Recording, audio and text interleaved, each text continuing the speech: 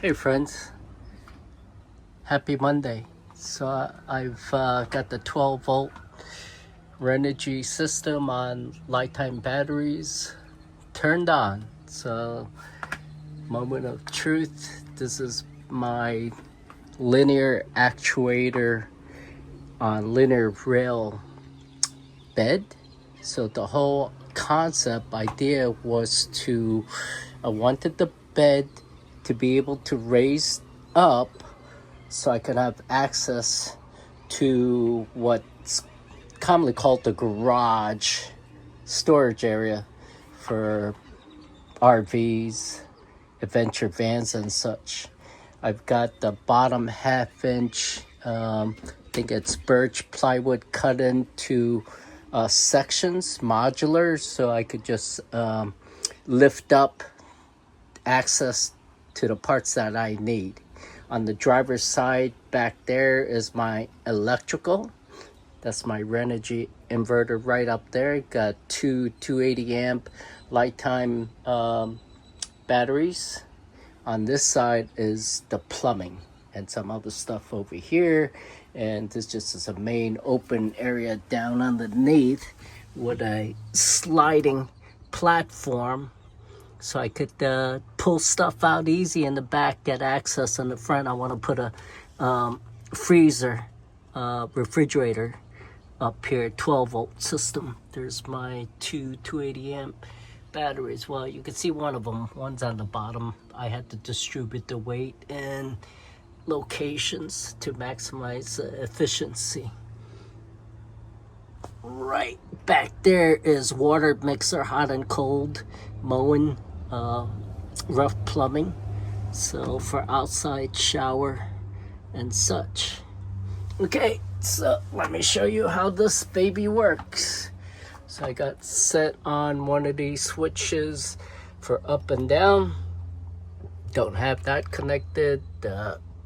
I still got to figure out some wiring. I didn't adequate label some stuff, and depending on color wiring, like this Max Air fan, it had black and white. I think that's the color, and I must have mixed it up when I connected with 16 gauge wiring.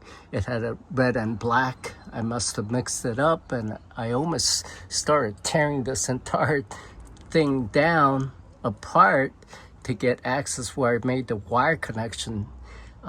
There was such long length, I must have snuck it in back there, which is not a good idea. I should have easy access to the connections. Anyhow, I just changed the wire because the 15 amp fuse, MIDI fuse, kept on going off, and I figured, well, yeah, it must be wiring. So got that figured out, and I'll show you that in a minute.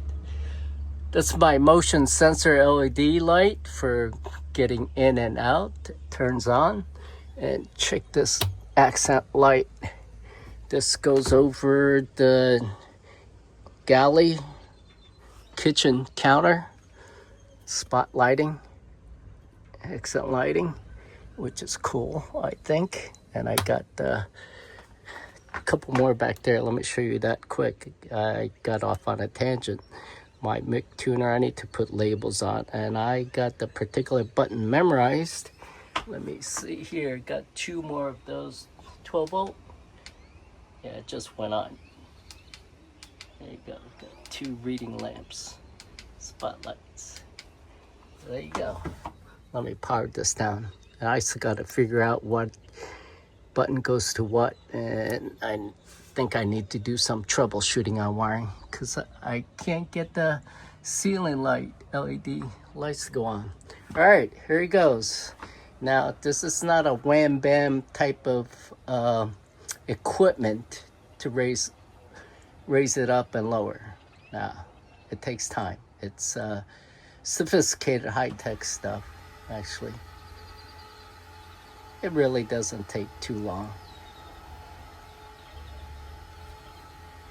You may hear the motors going on, but it's going up.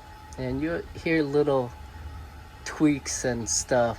It's all a matter of trying to line up everything perfectly square with each of the posts, which is very challenging. Very challenging.